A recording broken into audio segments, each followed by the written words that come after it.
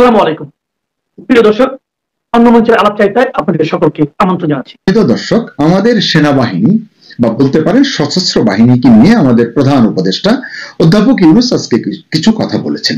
এই কথাগুলো আমরা একটু আলোচনা করব, বিশ্লেষণ করব এবং আমরা গত প্রায় 1.5 বছরের সেনাবাহিনী, জনগণ এবং এই গণ আন্দোলন, এই বিষয়গুলো নিয়ে একটু ছোট করে কথা বলবো। সশস্ত্র বাহিনী মানুষের পক্ষে থাকায় বিগত শাসনের অবসান দ্রুত হয়েছে বলে জানিয়েছেন অন্তর্বর্তী সরকারের প্রধান উপদেষ্টা অধ্যাপক ইউনূস। আজকে 19 নভেম্বর বুধবার তিনি মিরপুর সেনানিবাসে defence services and command and staff কলেজে গ্রাজুয়েশনে এই কথাগুলো তিনি বলেছেন। প্রধান অতিথি হিসেবে তিনি উপস্থিত ছিলেন, তিনি এই কথাগুলো বলেছেন। এখন সশস্ত্র বাহিনী মানুষের পক্ষে থাকায় বিগত শাসনের অবসান দ্রুত হয়েছে, এটি অত্যন্ত গুরুত্বপূর্ণ একটি কথা। আমরা জানি যে আমাদের 2024-এর যে গণ অভ্যুত্থান হয়েছে, যে সরকার পতন হয়েছে, এর পেছনে বাংলাদেশের সশস্ত্র বাহিনী, আইন শৃঙ্খলা বাহিনী, অর্থাৎ এক কথায় যৌথ বাহিনীর এক ধরনের আন্দোলনকারীদের সঙ্গে ঐক্যমত্য তৈরি হয়েছিল, সমঝোতা হয়েছিল, তারা তাদের হয়ে কাজ করেছিলেন বলে এই গণ অভ্যুত্থান সফল হয়েছে।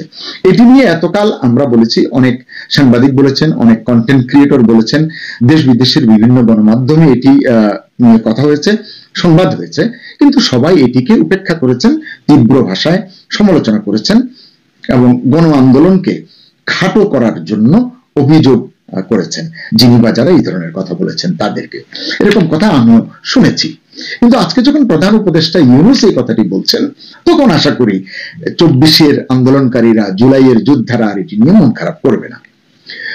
ইউনূস বলেন, একজন বিশ্ববিদ্যালয়ের শিক্ষার্থী বুঝতে পেরেছে সে যে কোনো কিছু করার জন্য স্বাধীন, কিন্তু একজন সশস্ত্র বাহিনীর সদস্য চাইলেই সবকিছু করতে পারে না। কথাটি সত্য, আবার সত্য নয়। একজন বিশ্ববিদ্যালয়ের শিক্ষার্থী বুঝতে পেরেছে সে যে কোনো কিছু করার জন্য স্বাধীন। আসলেই স্বাধীন কিনা? 17 নভেম্বর দেখলাম ধানমন্ডির 32 নম্বরের বাড়ি গুড়িয়ে খেলার মাঠ করতে চাইল বিশ্ববিদ্যালয়ের শিক্ষার্থীরা স্বাধীন চিন্তা থেকে, সেটি কিন্তু করতে পারলো না।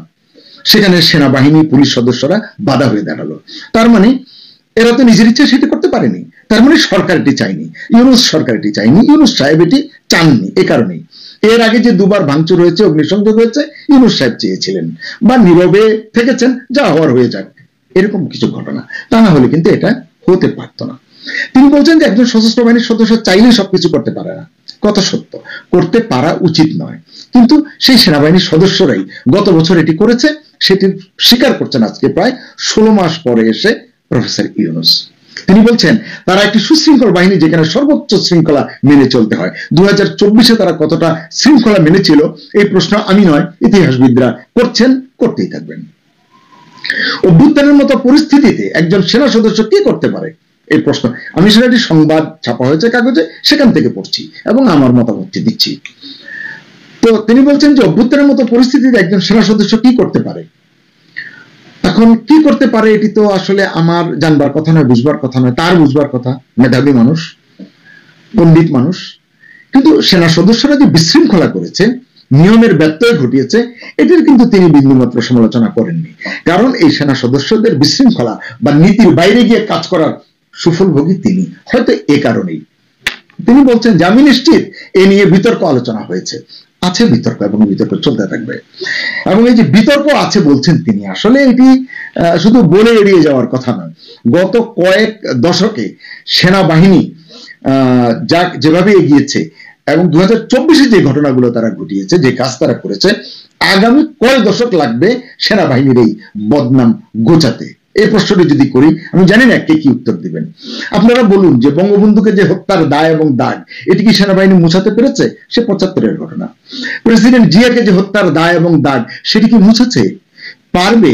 কখনো মনে হয় না। 2024-এর সরকার পতন আন্দোলনেও মানে সেনাবাহিনীর যে ভূমিকা, ওই যে যেটি বললাম, এতদিন বিভিন্ন মিডিয়ায় পড়েছি, বিদেশি মিডিয়ায় যখন করেছে, ইন্ডিয়া টুডের একটি প্রতিবেদনের পর আমি একটি কন্টেন্ট করেছি, অনেকে বলেছেন ওরা তো বলবেই, ওরা তো এগুলো নিয়ে বাংলাদেশকে শৃঙ্খল করবার জন্য ওরা উঠে পড়ে লাগে। এখন ইউনূস কেন এই কথাগুলো বলছেন, এই প্রশ্নটি কে করবে? যাই হোক, আমি বিশ্বাস করি এখন স্বয়ং প্রধান উপদেষ্টা এই কথাগুলো বলার পর এই অপবাদ গুজবে, কিন্তু আসলে গুজবে কিনা সেটিও কিন্তু আমি প্রশ্ন করতে চাই। মানে এটা কি এখন স্পষ্ট অপরাধ বা অভিযোগ হিসেবে উচ্চারিত হবে কিনা? এতদিন তো অপবাদের মতো ছিল। 2024 গণ আন্দোলনে সেনাবাহিনী আন্দোলনকারীদের পক্ষ নিয়েছে, সাংবিধানিক যে নীতি আদর্শ ওয়াদা শপথ এটি তারা রক্ষা করেনি, এটি বললেই অনেকের মন খারাপ হয়েছে।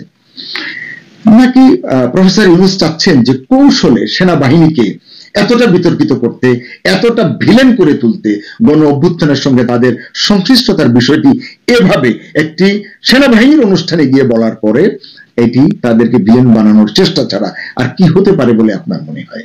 আমার তো মনে হয় নিশ্চয়ই এর পিছনে কোনো একটা পরিকল্পনা আছে। পরিকল্পনা ছাড়া ইউনূস সাহেব কোনো কথা বলেন বলে আমার মনে হয় না। এবং এই যে জনগণ এবং সেনাবাহিনীর মধ্যে যে বিভাজন তৈরি হবে তার এই কথাকে ঘিরে, সেটি আসলে কখনো মিলবে বলে আমার মনে হয় না।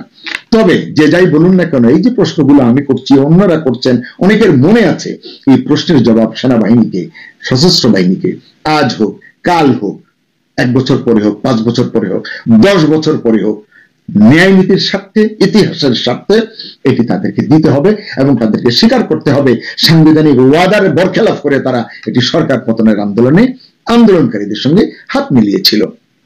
কারণ এটা না করে তো তারা সরকারকে বলতে পারতো যে আমরা আপনাকে আর সমর্থন দেব না, আপনি এই অন্যায় করেছেন, এই ভোটারবিহীন নির্বাচন করেছেন, আমরা এগুলো সমর্থন করি না, আমরা আমাদের জনগণের পক্ষে আমরা কথা বলবো, জাতির উদ্দেশ্যে তখন তারা কথা বলতেন।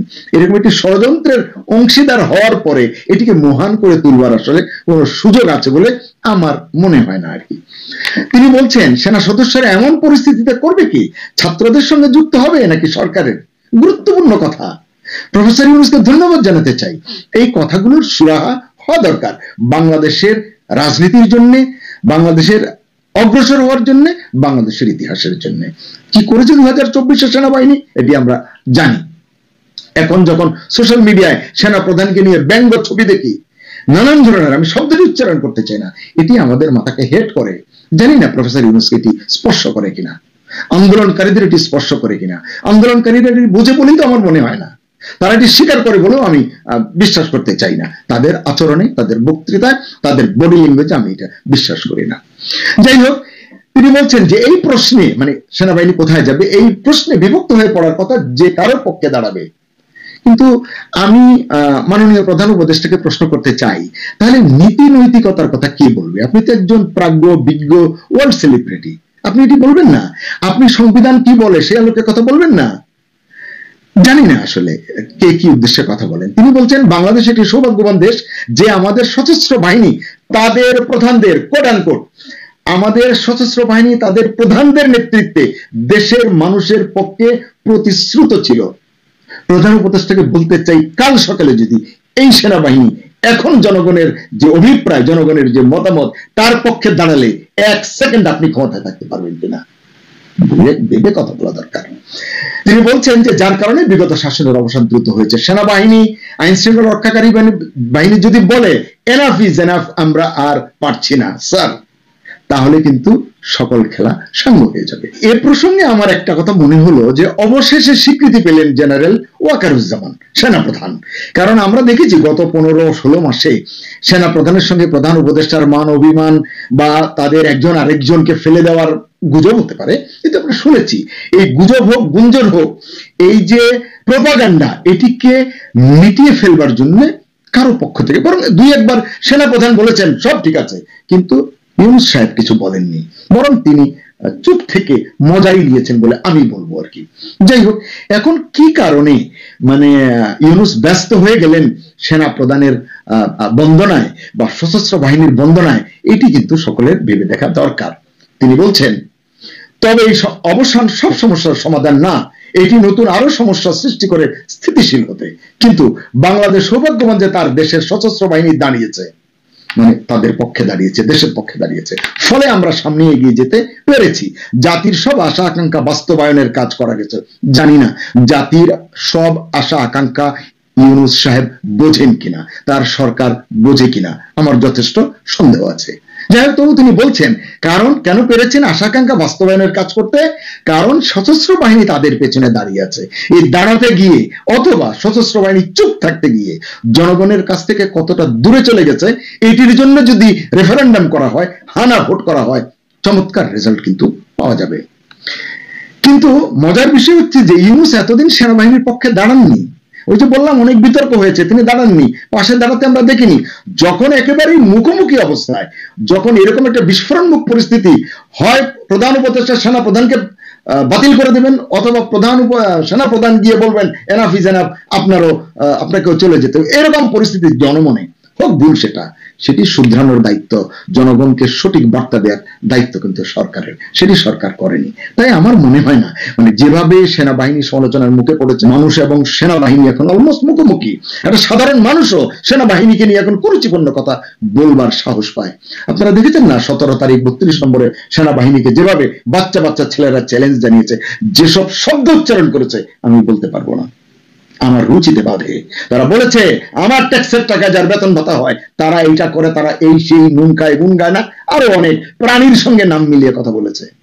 তখন অধ্যাপক ইউনূস চুপ করে থাকেন কেন? এর আগে আমরা দেখেছি হাসনাত আব্দুল্লাহ, নাসিরউদ্দিন পাটোয়ারি, তারপরে যে কি আসাদুজ্জামান ফুয়াদ নামে একজন আছে, আরেকজন কি হাদি, এরা যখন সেনাবাহিনীকে বকাঝকা করেছে, গালমন্দ করেছে, নানান কটু কথা বলেছে, নানান ধরনের চ্যালেঞ্জ করেছে, মানে সেনানিবাসের দেয়াল ইট খুলে নিয়ে যাওয়ার কথা, ডিজিএফ এর ইট খুলে নিয়ে যাওয়ার কথা বলেছে, ওয়াকার সাহেব এটিকে সন্তান সম বলে এড়িয়ে গেছেন। ভেতরের রহস্য কি জানি না। ইউনূস সাহেব তো কোনো কথা বলেননি। আজকে তিনি হঠাৎ করে কেন এত সেনাপ্রধানের, সশস্ত্র বাহিনীর এত দরদি হয়ে উঠলেন, আসলে এটি আমার কাছে বোধগম্য নয়। কারণ তিনি তো প্রতিরক্ষা মন্ত্রণালয়ের দায়িত্বে, প্রধান উপদেষ্টার পাশাপাশি এটা তো তার দায়িত্ব ছিল। তার মন্ত্রণালয়ের অধীন তার একটি বিভাগের সংস্থার প্রধানদেরকে নিয়ে এভাবে কথা বলবে, এটি তো আসলে তার সহ্য করা উচিত হয়েছে কিনা আমি জানি না। তিনি বলছেন বাংলাদেশের এই উত্তরণের মুহূর্তে, যেটাকে আমরা বারবার বলছি একটি নতুন বাংলাদেশের রূপান্তর, এ সময়